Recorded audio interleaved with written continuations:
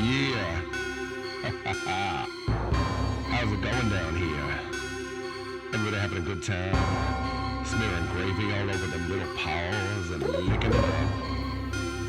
Bitch, it's not even Thanksgiving anymore. Thanksgiving was yesterday. Everybody ate and said, hey. Then they went to bed. They were so sleepy. Yay. Thanksgiving yesterday. Smoking turkey make it feel so gay. I just want to eat everything up off this plate. Yo, look at that guy. Thinks it's still Halloween, but Christmas is tomorrow. Did you remember what to get your mom? You did not know. Cause your mom's difficult to buy for. Your dad's easier.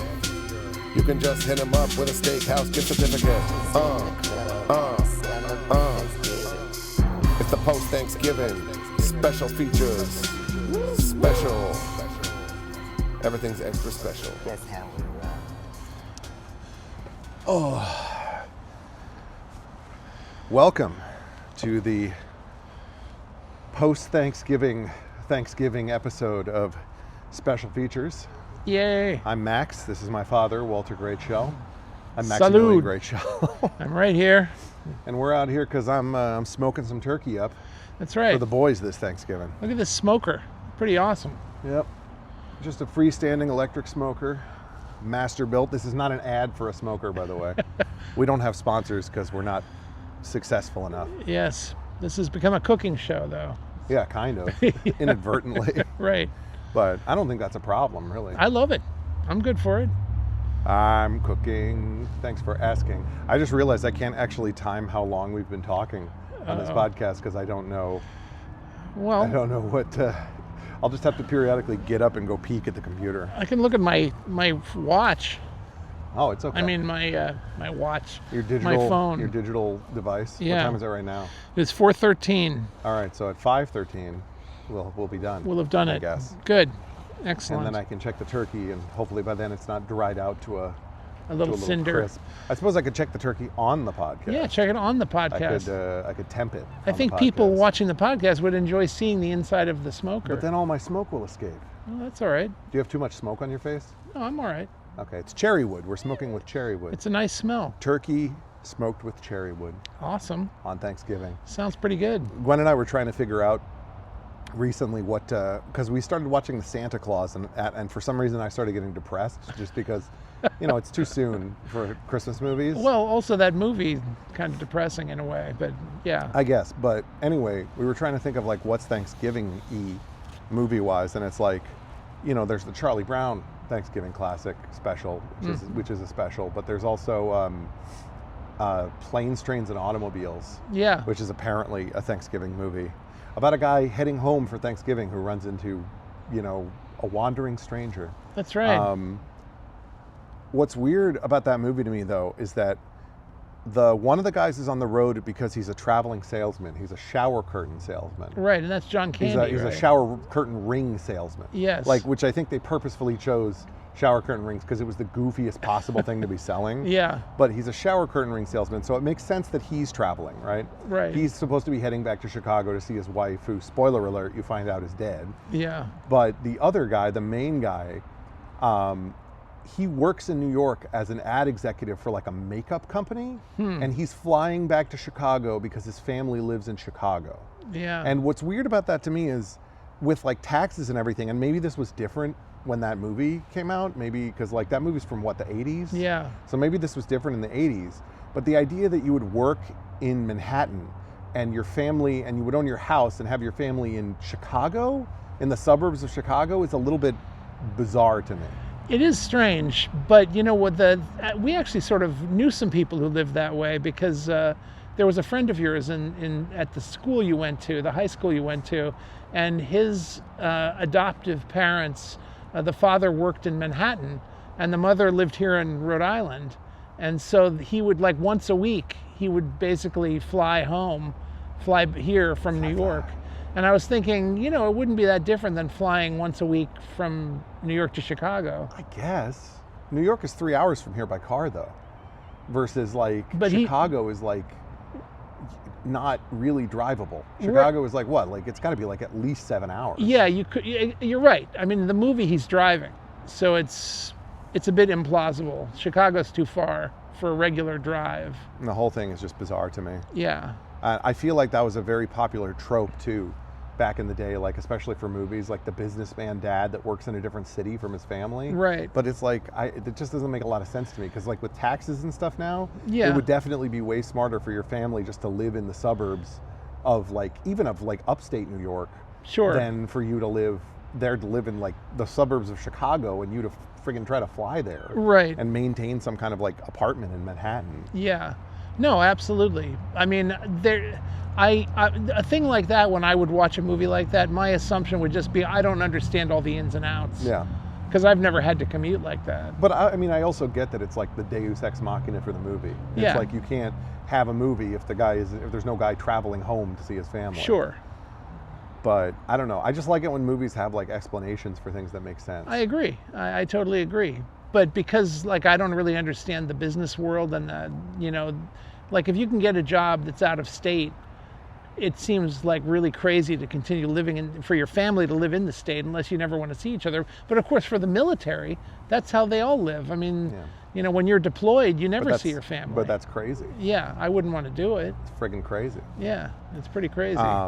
No, I know. Well, there's also business people, like somebody we know who works for a company where basically they go all around the place setting up trade shows. Yeah, right. So like, they're away from their family, but that's different. Like if you have, but that's once again, that goes back to like John Candy is traveling for work. That makes sense. Right. Traveling for work makes sense, but working full time in an office somewhere and then having your family living in a different state from you is weird to me. Yeah, I mean, I think there are people who are just accustomed to being apart from their families. Is that what it is? Yeah. You think the character that Steve Martin is playing in that movie secretly hates his family? Well, I don't know about secretly hates, but maybe just is fine with, always being away. It's like, it's better when Dad's away because then we can have fun with him when he's home. Yeah, well, when I was a kid, my mother worked as a maid for this family, and they lived in the remote woods, Lake Tahoe. Yeah. And The remote woods of Allion Falelian. exactly. But the father of the house was almost never home. Like he came home like once a year, and like for, I don't know, for like a month. And that worked for them? And that, I guess, worked for them. In fact, when he would come home, it was very tense because he was kind of a disciplinarian. And some of the kids were older. They were like teenagers. That sounds really unpleasant. Yeah, they would be scared because they knew that when he came home, the mother... When Dad comes home, he's going to beat us. Exactly. Well, the mother would tell him, when your dad hears about all this, he's not going to be happy or when whatever. your dad hears about all this. Jesus. Yeah, well, that's kind of terrifying. And Yeah. it makes me think about all these, I've been watching these videos on social media where this guy, where like his whole shtick is that he's like a good old boy. Like he's like a Southern, Midwestern kind of guy who works like blue collar, like landscaping or construction type work. And he is around a lot of like country people, like a lot of people that like to hunt. And Right. And that's his whole vibe. And all of his videos, they're interesting. They're very interesting. But also the picture of the life that they paint is sort of grim. Like it sort of doesn't seem like a happy life to me. And I mean, that could just be because I haven't grown up in that world. I haven't grown up around like, you didn't take me hunting as a kid. Right. Like I've never worked a construction or a landscaping job. So like for me, that world is like so alien. Maybe that's why it feels unfriendly to me. Yeah. But it's also like, I don't know, it's a lot of people like cracking jokes at each other's expense and being like real intense with each other in like really weird ways. Like I mean, in a lot of ways, it's very similar to the world I'm familiar with, because like obviously, like I work in kitchens. Right. People who work in kitchens are not too far separated from people who work like landscaping and construction. Sure. But it's like, I don't know, just something about it feels kind of cold, and it feels like it's like, like we're taking you out hunting this weekend. Right. Like if you finished all your homework, right? You're lucky I'm taking you out hunting unless you because you haven't even got your grades up yet. It's like, Right. I don't know. The whole thing feels a bit, I don't know. Maybe Yeah. it just paints a picture of like a more old-fashioned style of living, I guess. Yeah. Like, because when I think about that, I also think about like kind of some of the ways like Amish people live and stuff. Sure. Well, I mean, I know that for me personally, because I never knew my father, and I was never around him, never met him. He didn't take you hunting. No, of course not, because he wasn't there. And so I was raised by my mother. And I know that when I would go and be among families that had fathers, I would often feel this vibe of like subtle menace. Yeah. You know, like there was a lot of disciplinary stuff going on that I never had to deal with. Because like, it wasn't familiar. it wasn't familiar with me. Like sometimes the kids would get in trouble and they'd have to go off to be spanked.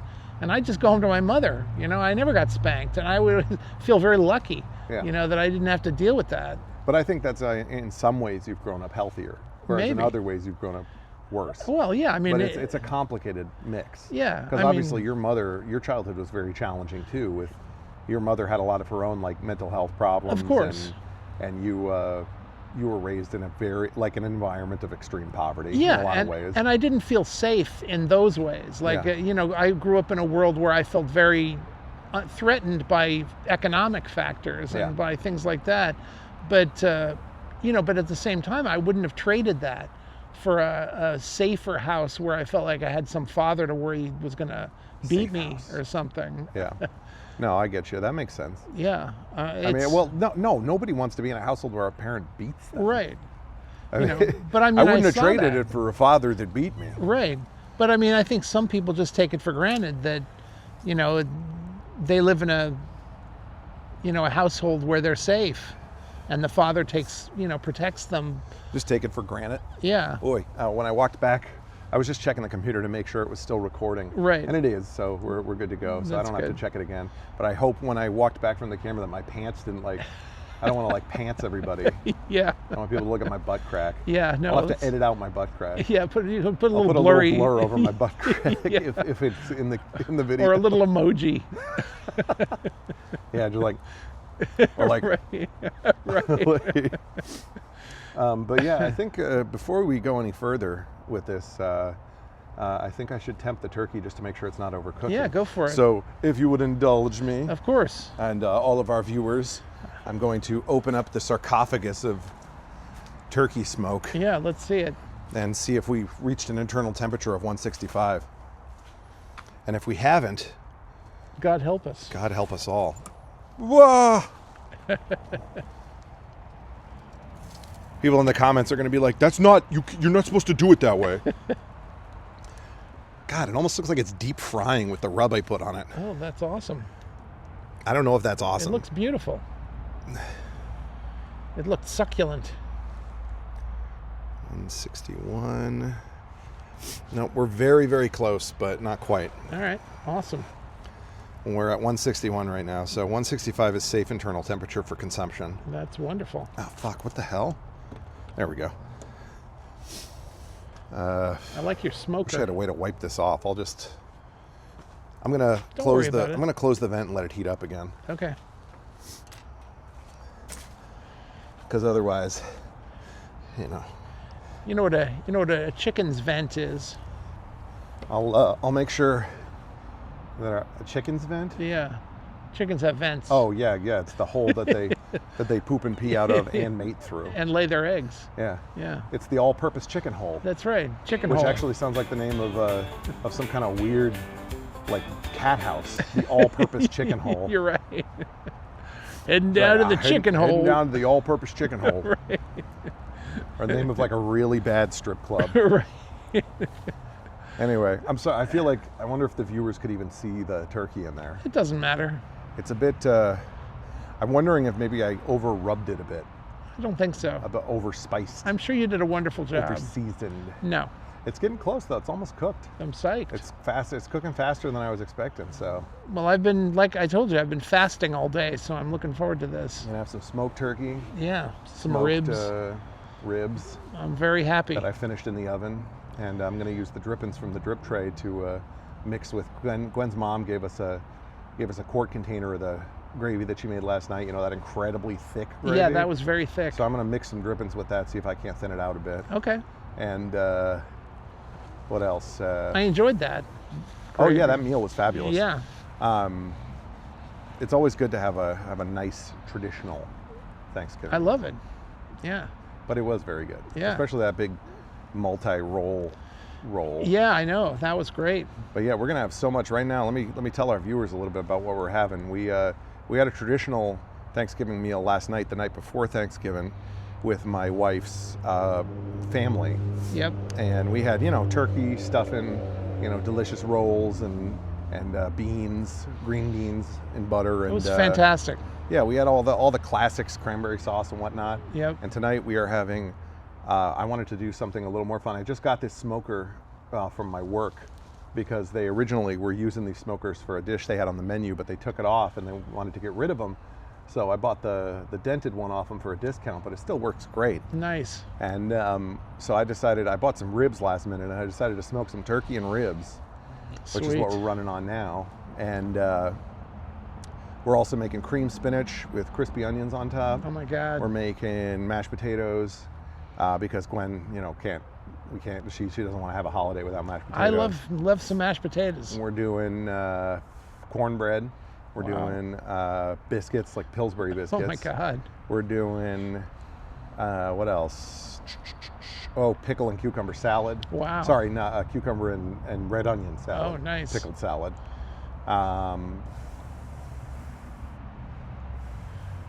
Brussels sprouts.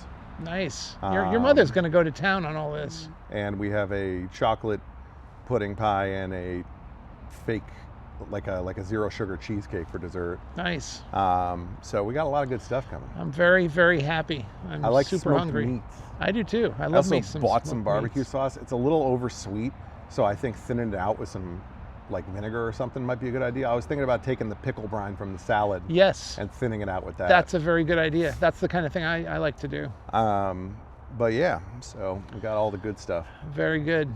You're a good cook. All the good stuff. I'm proud of my son for being such a good cook.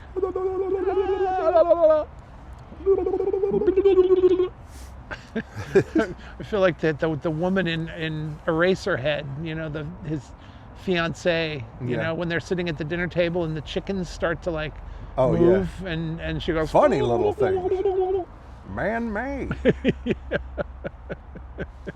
But anyway, we were originally looking at Bob's Burgers and the Charlie Brown special and some other. There's not that many Thanksgiving themed. No, but things. some. There's a few. I just feel like people don't really watch movies around Thanksgiving. They kind of just like get together and stuff themselves until they feel like they're going to die, and a lot of people watch football.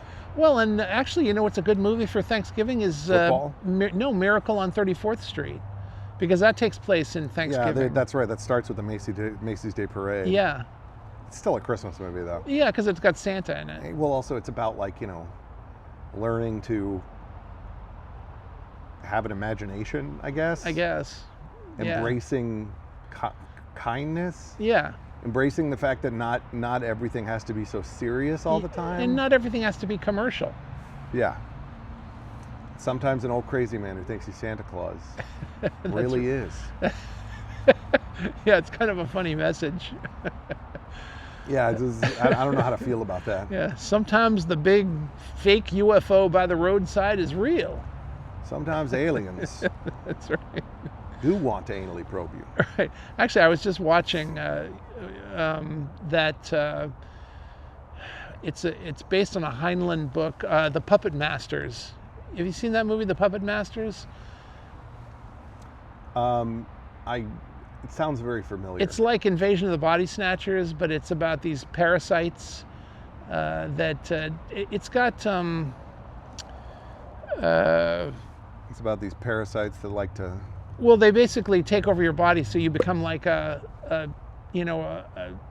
robot for the aliens. You become like an alien, and there's a scene, and my favorite part of the movie is the very beginning, because there's this roadside attraction UFO that's in the woods, and they charge admission for you to come look at the UFO, and when you go into it, you get taken over by a parasite, and then you go out into the world and basically spread the parasites. Yeah, I don't think I've seen this movie. It's actually a pretty good movie. It's like Invasion of the Body Snatchers, but it's a little bit I have seen both of the Invasions of the Body Snatchers. Yeah, well, this is similar. The one from the 60s. I think it's the 60s, or is it earlier? The original black and white one Yeah. is from the 50s. Is it? Yeah. Are you sure? Because Yeah. I remember looking it up and thinking, like, I thought it was weird that it was from, like, 1961. Yeah, I mean, it's possible. I always thought it was from the 50s. Well, either way. The old black and white one. Yeah. I like that one. And I like the one from the 80s. Yeah.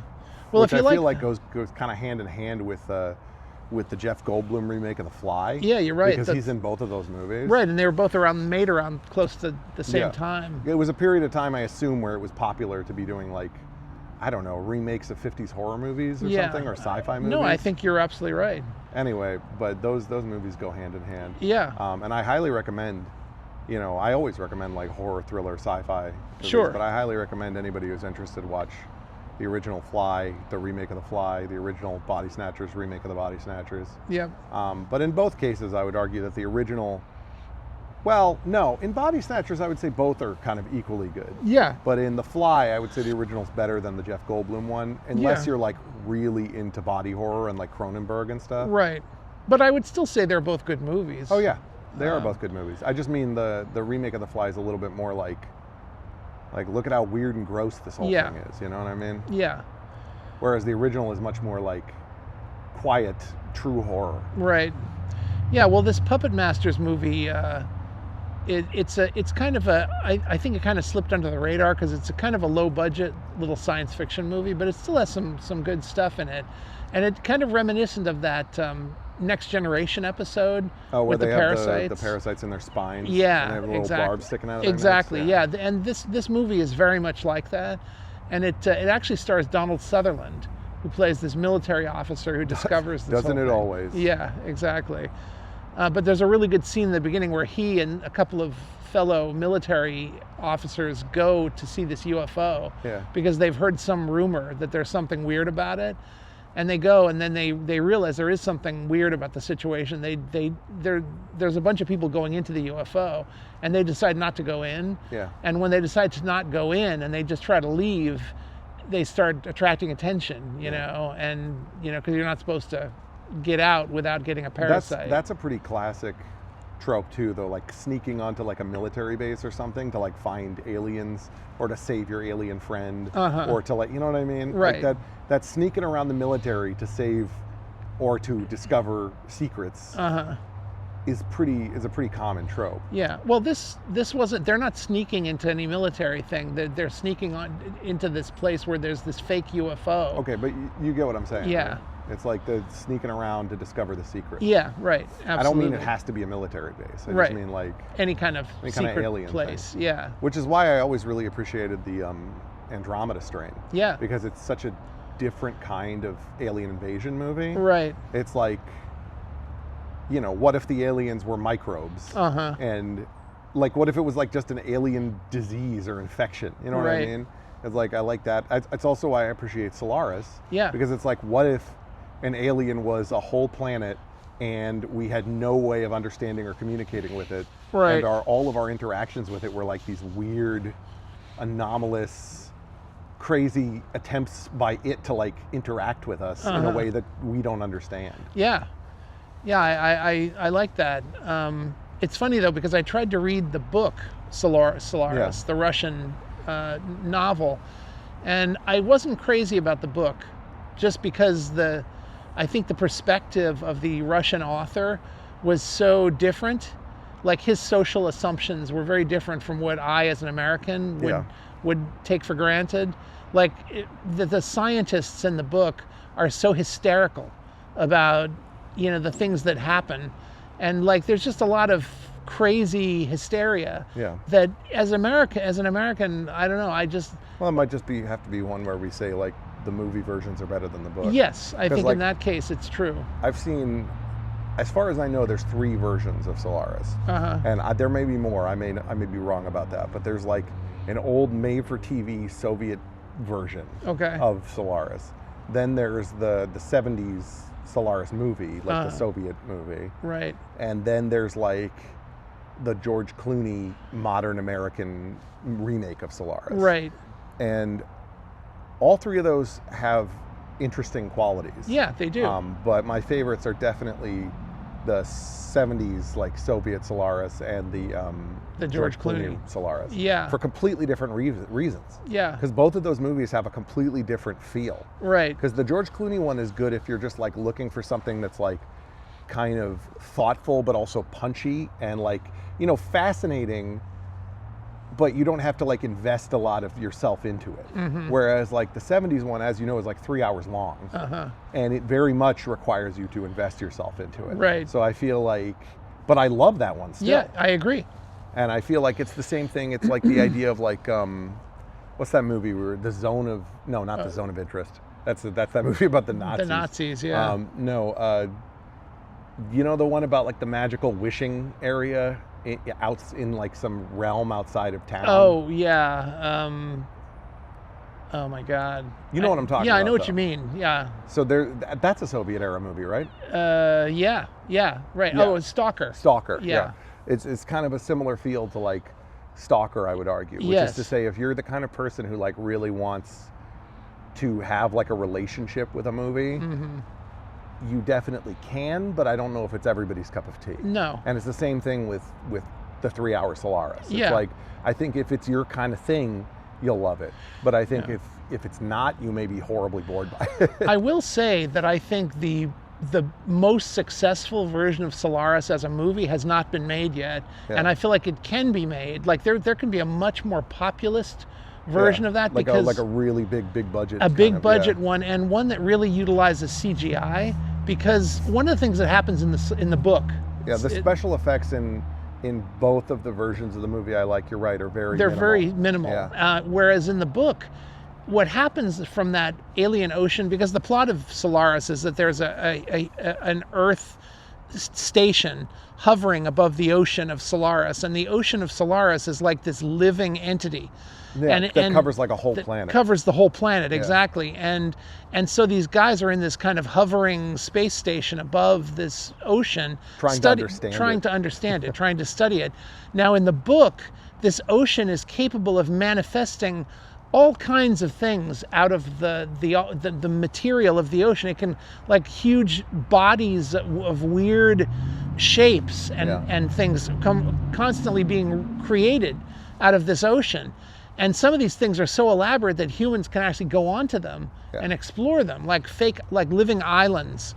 And I always thought if they could do that, that would be a way to make the whole movie way more exciting and interesting, if you would just, utilize CGI to have these things happen. Yeah, well, honestly, the way we talk about it, it almost feels like it would be a good project for James Cameron. Yeah, right. Except for the fact that I feel like he's sort of losing steam. Well, he's also very busy with his Avatar series, obviously. No, I know, but that's why I'm saying he's losing steam, because I feel like Avatar kind of didn't really go in the directions people were hoping. Yeah. I mean, I see people make fun of those movies now all the time. Yeah. Especially because of the whole, like, Avatar, the earth people, and then the water people, and then the fire people. Right. And it's like, especially because there's that anime series called Avatar that's about people manipulating these elements. The elements as understood by like alchemy. Yeah.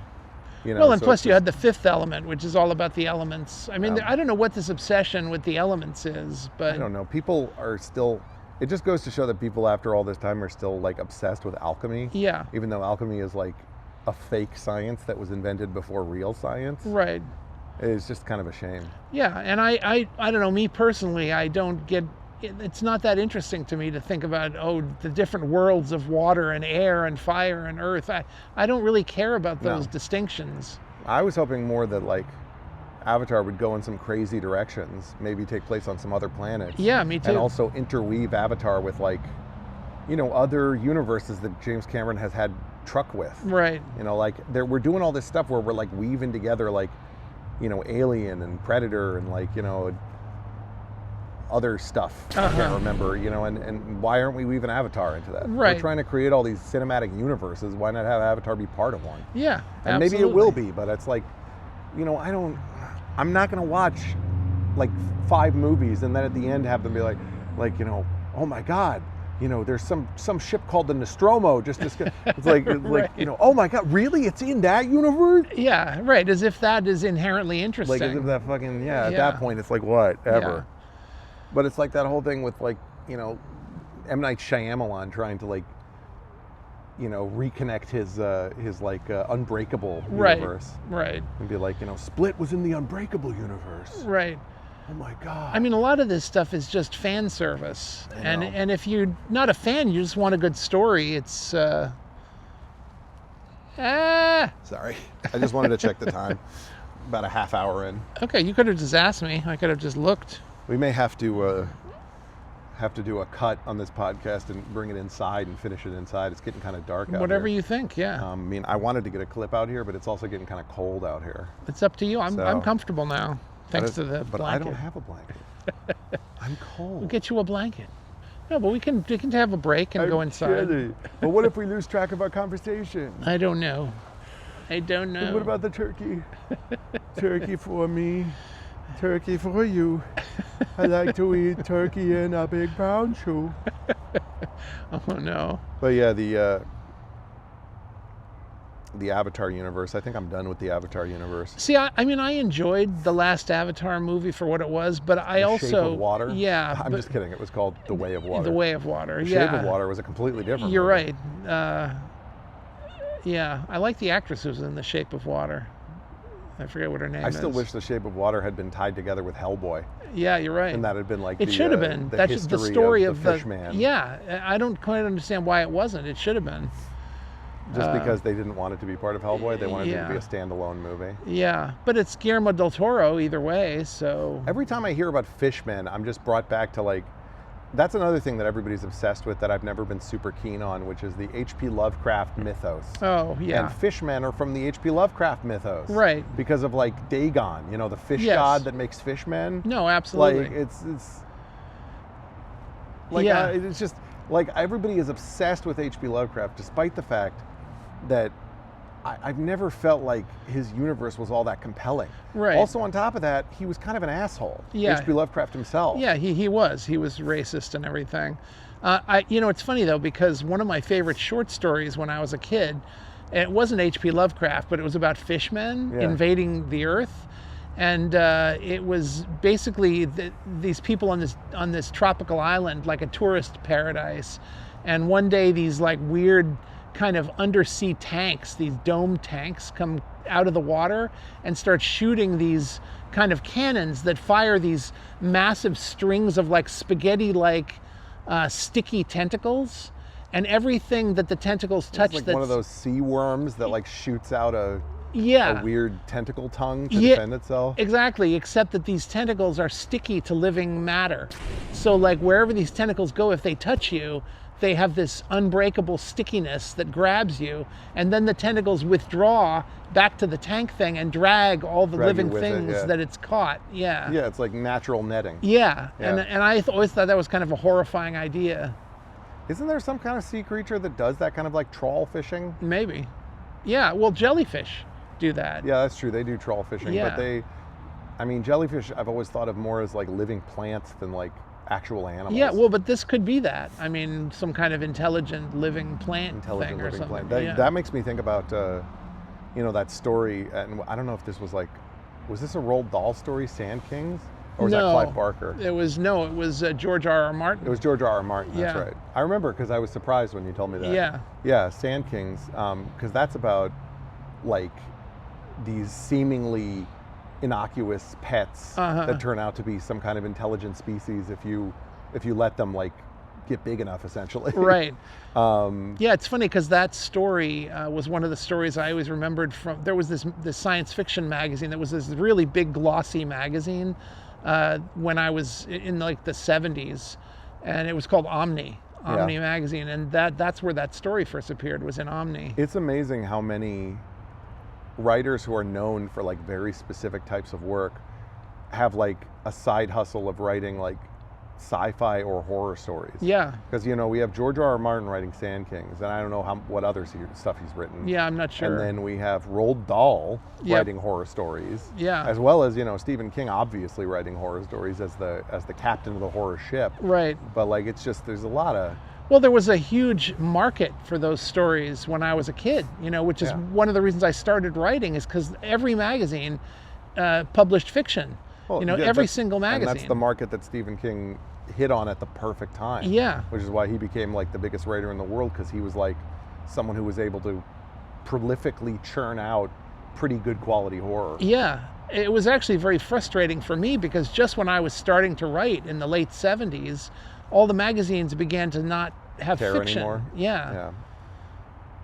I mean, by the time I was really publishing stuff in the 80s, the only magazine that still published fiction was Playboy. It's all your fault. Your career, the world destroyed your career, Dad. It's true. It's true. It is kind of true, though. I mean, I missed the boat. You've written so many books. Yeah. And you deserve to be on the, you know, the figurehead of the zombie wave, of the new zombie wave. But, Well, but you got screwed. I missed. Yeah, exactly. And people like Max Brooks got elevated above you. Yeah, even though he came up just about the same time. Yeah. Yeah, but what are you going to do? Yeah. You know, the world is, hey, take notes, kids, the world's disappointing. I mean, Yeah. I think everybody now during this time of global challenges is very well aware of the disappointments of the world. Of course, absolutely. I think millennials have grown up on disappointment. Yeah. You know, we were born into a generation where our parents raised us to feel like we could basically do whatever we wanted, and then we're basically slapped down and told we couldn't do anything. Yeah. It's I know. like, you know, you guys are going to have a house and a family and a great job, and everything's going to be, you're going to have a great life. And then almost nobody gets that. Yeah, and it's weird because, you know, the arts were predicting all this science fiction stuff in the 50s and 60s, you know, and now we're actually getting it. We live in an age who knew of... it was going to take till 2025. Right, you know, but now it's here, and the odd thing is that it's not the paradise that we No, it's a kind of were potential hoping. hell. Yeah. But it's, once again, we talk about, like, you know, sweeping changes never occur in peaceful times. Right. You know, like every time there's a megalithic shift in like technology or society, you know, it's a fire in a madhouse. It's a giant nightmare, and Yeah. lots of people die, but eventually when we come through it, that's when things change. Yeah, well, even in obviously the Star Trek storyline is that there has to be Yeah, this... World War III Yeah. happened before the Star Trek universe happened. Right. No, I know, and it sucks, but I kind of feel like that's just sort of the way people operate. Yeah. It's like, you know, it's, you know, things have to fall apart before they can be put back together again. Yeah, yeah. You But know, I I just don't mean- want that to have... I don't want you guys to have to live through No, that. I know, that's the scary part. Yeah. It's like you don't want you or your loved ones to suffer when those things are happening. Right. But unfortunately, innocent people do suffer. Sure, of course. So we just have to hope we're not one of the groups of people who does. Yeah. And we have to hope we're not dragged into some kind of evil bullshit too. Right. You know, I don't want to be Absolutely. part of the evil either. So No. I'd rather end up dead than end up helping some kind of horrible, Right. you know, nightmare circus. No, of course. Absolutely. I mean, that's... I don't want to be complicit, I guess is what I'm saying, in the Right. suffering of others. Right. No, absolutely. I mean, I was just reading about, you know, what's happening in Sudan, you know, and it's like terrible. There's like massive killing, and the killing is so vast. You know, they're killing these huge crowds of people, and it's so huge, the scale of the killing, that you can see the blood from space. Like satellite Christ. photos show the blood. Well, that's horrifying. Yeah. Jesus. Yeah. A very dark, dark thing to realize. Yeah, I know. For the record, I'm only laughing because it's such an uncomfortable fact, not Ye- because I think it's funny. Yeah. But yeah, we have that. We have everything going on with like, you know, the Middle East right now, Mm-hmm. and we have, you know, the stuff that's still going on with. Am I this much of an idiot? It's hard to remember stuff on the spot. The country that's right next to Russia, Ukraine. with the Ukraine. Yeah. Yes, thank you. I'm so sorry I couldn't remember the name Ukraine. That's okay. No, I'm apologizing to the Ukrainians Oh, because yes. they don't deserve that. But yeah, I mean, there's a lot of horrible upheaval happening right now. A lot Yeah. of starvation, a lot of desperation, Yeah. and that's another thing. Even in the developed world, we have a lot of people like with no money who are going hungry. Like, you know, there's Yeah. a lot of desperation. Well, and plus, did you see that huge apartment fire that just happened in Hong Kong over the past couple of days? Yeah. I mean, that's insane. Yep. Things are looking weird. Yeah. I mean, I noticed that when I went to Hawaii recently for my honeymoon, I noticed that, you know, the infrastructure in Hawaii is also taking a hit, you know, Yeah. and they're dealing with like a lot of wildfires and stuff right now too. Yeah. Yeah. Right. And it's like, it's just a lot. But it's Thanksgiving. It you know, is. and that's a good time to come together with family that you hate and remember why you're alive. It's exactly. No, but you know, No, I think it's like they say in A Christmas Carol. You know, you got to try to fight for the unity of mankind. exactly. And if you're fortunate enough to be able to have a nice evening and a meal that with your family and, you know, your loved ones, that's all you can expect. We've been know? very fortunate compared to many. Yeah. I love how we're saying all this like as the light gets darker and darker. I know. Eventually, this podcast will just like slowly fade out to pitch blackness, Well, maybe we should. and it'll be like some sort of metaphor for the world. Right. Well, but I mean, I'm looking at the image. It actually looks pretty nice with the little lights and stuff. Well, you the know. phone has a low light setting, so it's probably switched to that. That's good. But we are using the front-facing camera, which is the worst camera. I'm going to check the time again, Okay. so the people, our lovely viewers, can see my face again. Hello. Yeah, it is getting a little blotchy in the darkness. Yeah, well, we're almost through it, aren't we? I mean, Blotchy in the darkness. No, we yeah. have 20 more minutes. Okay. Well, if you want to move it, we can move it. I don't want to. I would Okay. rather finish it. But, Okay. Yeah. But I mean, I Okay. don't. You know, I also want us to be visible. Yeah. Well, that's the thing. We need a light. You know, we need a light source of some kind. You know what? Let's finish it inside. Okay. I'm good with that. Everybody, we'll see you again in a second. All right. Ah.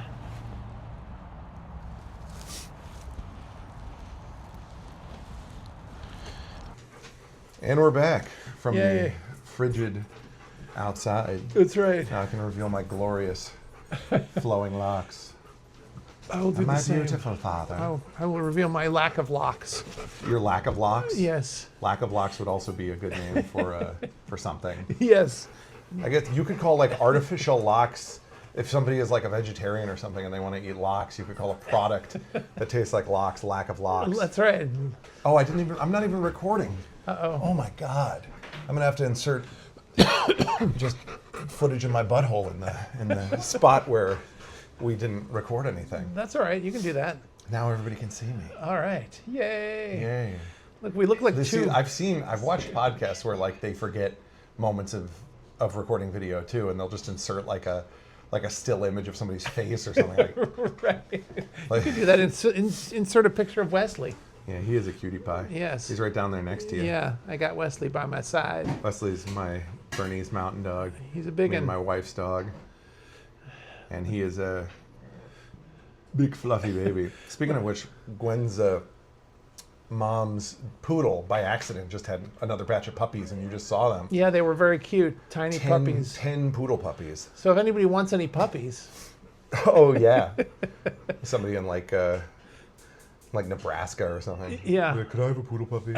Oh great, now Gwen's gonna eat the food on the table. no, June. June. Yes. Hi, Yeah. June. June. Hey, Junie. June. So It's look like at everybody's up here. Of funny. course, now that we're inside, all the animals are starting to to come cluster. to us like we have the powers of that kid from Encanto. That's right. Oh, and the table is shaking too from Wesley shaking. That's okay. Come A here, little June. shaking is fine. Come here. Here she is. Here she is. No, don't. She's trying to run away because she. Hi, June. Little June bug. Ew, her tail is on my plate. We're gonna have to sanitize these plates. That's all right. I don't mind. June, a little- no, stop her. Come on. Yeah, June started licking it. She's gonna lick the butter. So anyway, So look at us in these two outfits we're wearing. I feel like we're members of the secret police. I know. Do you have your papers? I need you to come with me. Come with me, sir. Anyway, what the hell were we talking about outside? We were talking about Solaris for a while, and I was saying that I thought the ideal version of Solaris still hasn't been made because the book has things happen in it that they haven't been able to Because visualize. the ocean, like, well, they did have some of those things happen a in the little movie, bit. but not the effects were pretty bad. Exactly. I mean, there's just a lot more that could happen with that, Yeah, and it would like be the really islands rising out of Solarian. exactly. There Ocean. should be all kinds of weird. Like I'm thinking about something like Fantastic Planet. Yeah. You know, where all the weird. That's a great movie. Yeah, it is, and Solaris could actually be more like that, I think. Okay. Yeah, Fantastic Planet. Every time I see a clip of Fantastic Planet, I'm almost pulled into it again. Yeah. Because I think right now it's on like, I don't know, Amazon Prime or something, or HBO or something. Yeah, I think so. And I it's like the French version. And when I'm watching it, I'm like almost pulled in to like just watch the whole thing again. Right. Even though like the characters are not speaking in English. Right. Even though they're like, you know, Papa. Well, consider. Je t'allons, c'est pire. Yeah, well, considering that the language doesn't really matter in that, like the stuff that people say is so that's being said in that movie is so Yeah. abstract and weird. You almost don't need it to be English. It's an ohm. Can I keep it, Papa? Right. Well, now an ohm is a big responsibility, Tiva. Right. Yeah. Exactly. Yeah. It's like the language in Santa Claus Conquers the Martians. It was the middle of September. Right. I know. I can't get enough of that movie. No, or the Mystery Science Theater version of it. Right. I recently rewatched the Mystery Science Theater, the motion picture, actually, which the one they did for the one they released in theaters. Yeah. First of all, the production value was upped a little bit for like the little side skits. That's cool. But also on top of that, they did like a parody of 2001 at the beginning. You know, like the scene where it's not the beginning, but it's like the scene where the guy they cut to the Saturn mission. Okay. And the guy is running around the inside of the space station. Or the Jupiter mission. Whatever. Yeah. And he's running around the inside of the space station, you know, Yeah. in the artificial gravity. Right. Except in the Mystery Science Theater parody, he's running on a giant hamster wheel. But he's doing like the stuff the guy's doing, like the fake punching and stuff. Right. That's pretty good. And then Gypsy at one point is like, and that wonderful smell you're smelling is a roasted lamb. And he's like, with candied yams? With sweet yams? But they do the movie they parody for that one is that they make fun of, and that one is This Island Earth. Oh, okay. Well, that's a good one to parody, actually. I mean, there's it's a very visually striking movie. You've seen This Island Earth, right? Yeah. It's a visually striking movie that's also kind of silly. Yeah. You know, so I can imagine that would be good. They have a lot of fun with. There's a fictional alien device in that movie called an interocitor. Yes. They have a lot of fun with that. Yeah. But yeah, that movie is fun, but it's bad. Yes. Like it's the plot of that movie makes no sense. No. Like they have this scientist who's trying to figure out how to manufacture uranium, essentially. Right. Like these aliens contact him and bring him to like this house in Georgia. Uh-huh. And then they go then randomly for some reason they blow up the house with all the scientists inside and drag him and his female cohort to their planet, right, where they say they need to manufacture uranium to protect their atmosphere from like asteroids being sent from some unknown alien enemy. Right. And then for no reason, the leader of that planet decides to scramble their brain, so they escape, and then the planet blows up 2 seconds after they leave. Like, Right. None of it makes any sense. Well, it's one of those movies where it was somebody who wanted to jump on the bandwagon of science fiction, but who knew nothing. Yeah. You know, it was one of those movies that was devised by people who don't know anything about science and don't care, and they don't think it's important. But you know, especially anything. with that there's a scientific element in that movie that makes no sense, which is they say like the atmosphere of Metaluna is like heavier or something, or like I think they're trying to imply the gravity. Uh-huh. But like they basically have to go through some kind of conversion process to keep their tissues from being crushed when they go to Metaluna, right, or dwindling when they go back to Earth. Uh-huh. And it just my assumption is it's some kind of like depressurization and pressurization thing, but Who it makes no knows? sense. Yeah, no, of course not. And then when they go through the opposite way going back to Earth, there's like an alien bug on the ship with them, mm-hmm, and that thing disintegrates and like disappears. Uh-huh. But you know what it is? It's that I think that came out shortly after Forbidden Planet. Oh, so they were trying to, but Forbidden Planet is actually a really well thought out movie. Yeah. But the people watching it didn't know that. They Yeah. just saw that it was a spectacle, and so they decided to make this other spectacle. That's why it's so weird that Forbidden Planet gets like lumped in with like cheesy sci-fi B movies. Right. Because Forbidden Planet actually has a really good script. Yeah. So and the performances in it are pretty good too. Yeah, right. And it is that era of cheesy filmmaking. Uh-huh. And it does have that campy look. Yep. But it's so different from so many of those kind of movies because of how well it was thought out. Yeah, absolutely. Yeah, you're right. It has a campy look, but it's a beautifully done camp. Well, and also it's a movie that makes a lot of sense. Yeah. In the thinking of the whole thing. Well, the funny thing is you were talking about 2001, and the reason 2001 worked really well is that Stanley Kubrick actually went to engineers at like NASA and stuff, and actually looked at actual ideas that these engineers had. And so when he designed the sets, he made it look like they actually would have engineered these things. And in Forbidden Planet, they did kind of the same thing. And in fact, this was probably an inspiration for Kubrick in 2001, is that for Forbidden Planet, they actually went to Disney. Yeah. And they looked at the people who designed the theme parks, the future world, the world of tomorrow, Tomorrowland, and all that. And so that those designs went into Forbidden Planet, which is why it's all very convincing. It's also one of the only opportunities to see Leslie Nielsen in a dramatic role that isn't that's actually good. Yeah, you're right. Although I often wonder when people are watching that movie for the first time and who have only seen Leslie Nielsen as a wacky comedy guy, if they are able to realize that movie's not a comedy. It must take a while. There are some goofy things in it, so it's possible people might think the whole thing is... I mean, I'm sure there's people who've gotten the wrong idea from Forbidden Planet. Yeah. Who have watched it and come away with it and been like, that was one wacky movie. Right. But it's that's fine. Yeah. But that's not my interpretation of it. No, me neither. I just think it's a really good, campy looking sci-fi movie. Yeah, but it has a very interesting and serious theme, which is that, obviously if through science you can transform yourself into a god, is there a downside to that? And that's what that movie's about. Yeah. Well, I mean, also the message is sort of if you're going to build a technology where anybody can basically do anything without physical instruments, without physical instrumentality, without using their bodies or anything like that. Right.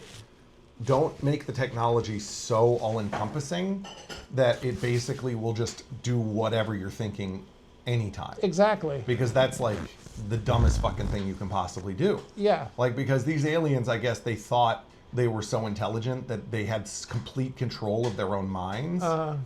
But clearly, maybe in sleep or whenever, they didn't. Right. There was clearly a subconscious part of their mind they still didn't have sway over. That's right. And as a result of that, disaster. Yeah. So, if you're going to build technology that allows people to do anything without touching anything, don't make it so all their imagination can come true. Right. Don't have it be like a kid from the Twilight Zone movie situation. Right, exactly.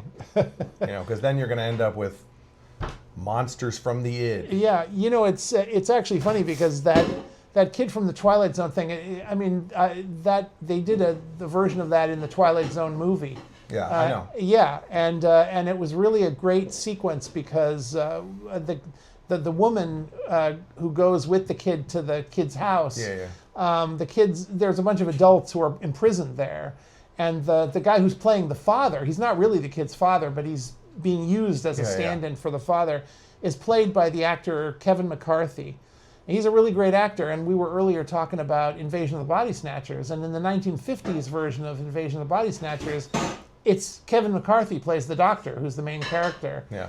And also in the remake Invasion of the Body Snatchers, the first guy who warns about what's happening, who jumps on the car of who's the new dog plays the doctor. Yeah. I forget who that is. Who plays the doctor? Oh, it's Donald Sutherland. Yeah. Yeah, but the guy when this guy jumps on the hood of his car, again, it's Kevin McCarthy. Okay. Yeah, so he's obviously a fun actor. I don't know why I'm... No, it sounds good to me. Yeah. I just sort of lost my train of thought. That's okay. Or It's because we're hungry. we were talking about we gotta get to munching. Yeah. Not Munchausen syndrome. Not Munchausen? Munchausen by proxy. By proxy. Yeah. The thing where parents purposely make their kids sick or Yes. something for attention. Exactly. Yeah. Yeah, I mean, obviously there's a lot to plumb in the realms of classic movies and classic movies that they've tried to remake into newer movies. We were talking about that a little bit when we were talking about The Big Chill, because I told you Yes. that recently Gwen and I rewatched The Big Chill, and you were mentioning a movie called The Secaucus 7. Yeah, The Return of the Secaucus. The Return of the Secaucus Yeah, 7. which is directed by John Sayles. And John Sayles actually is kind of an interesting director because he also wrote the scripts for a lot of cheesy science fiction movies. Like he wrote the script for the movie Alligator, about this giant alligator that's terrorizing this town. And it's funny because, and he also wrote, he made the movie Brother from Another Planet. And which is Brother from Another Planet? Brother from Sounds Another like Planet. a blaxploitation movie. Well, it's about a black guy who's from space who comes to Earth and like basically wanders around Harlem having adventures. And he's played by, I wish I could remember the actor's name, but he's played by the actor who plays the black scientist who invents Skynet in Terminator 2. Okay. Yeah, I know who you're talking You know about. That guy's a actor? great actor. Yeah, and so John Sayles basically, was the first one to use him in a movie. Yeah. In Brother from Another Planet, which is a pretty good movie if you haven't seen it, actually. Okay. Well, I'm sure it's better than like Blackula Oh, sure. or yeah. like other really bad, Yeah. newer blaxploitation movies. Well, like I said, John Sayles is actually a good director and a good writer, and so Yeah. he takes these kind of Or cheesy like, concepts. What's the one that Louis C.K. directed? Oh yeah. You know what I'm talking Yeah, I know about, exactly though. what Like- you're talking about. I can't think of what it's called. Yeah. Well, that's a whole nother realm. We could spend like hours discussing blaxploitation cinema. Yeah. Especially because there's been like so many different movies directed by so many different kinds of directors. And you could probably compare and contrast those kind of movies made by black directors versus made by white directors. Right. Now, versus- John Sayles is a white director. Yeah. But- I mean, so is Louis C.K. Yeah, right. But you know what I'm saying? Like, there's a whole realm there to be explored. Because Yeah. we could also talk about the one made by Quentin Tarantino. Yeah, right. Django Unchained. No, Oh, that's not a blaxploitation movie. No, I mean, you're I talking- guess that sort of has elements. yeah, you're talking about Jackie Brown. Jackie Brown. Jackie yeah. Brown. But I mean, obviously, that movie is more of a reference to blaxploitation cinema than it is blaxploitation itself. Right. You know what's weird? I just realized. What? I thought that when my phone was recording, it had like a big red bar. Yeah, because the time for the video is in like a little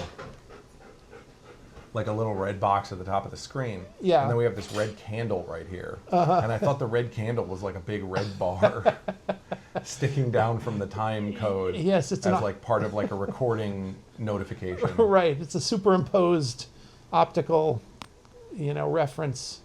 I feel like we have this table with the candles right here, like like we're in like Nosferatu or something. Yeah, you're right. The red candles. We're about to eat turkey too. And that's like one of the first things in like the original Dracula that Jonathan Harker eats when he goes to Dracula's house. He eats like a roast chicken. Yeah, right.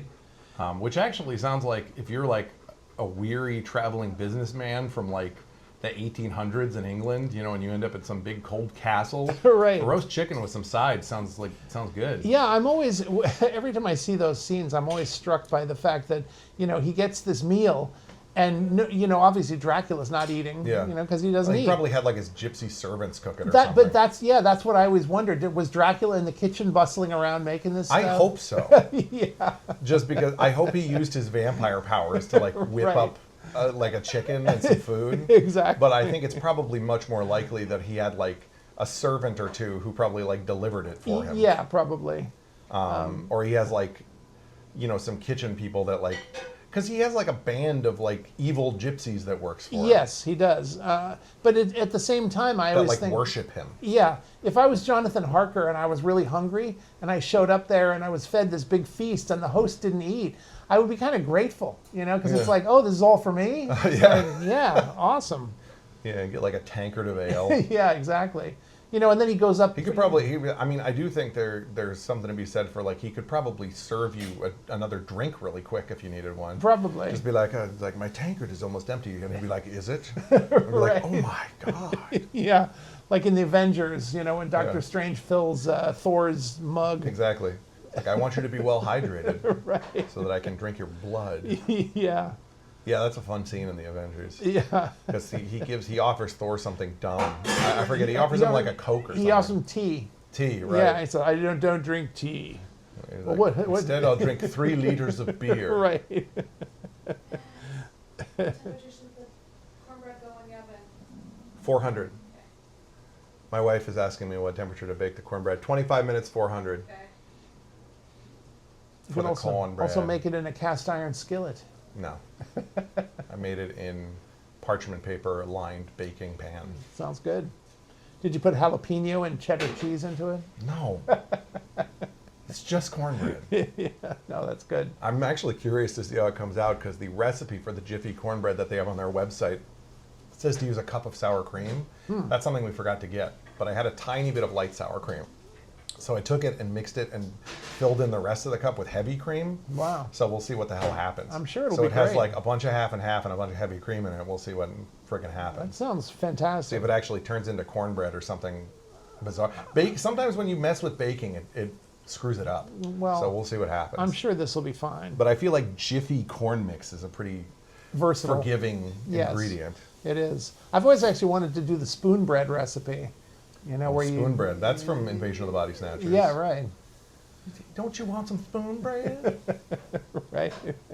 My God, I can't believe we're already at the end of this episode. I know. It seems like it's worked out. We talked about movies and spoon bread. Yeah, pretty awesome. June got on the table and almost licked our butter.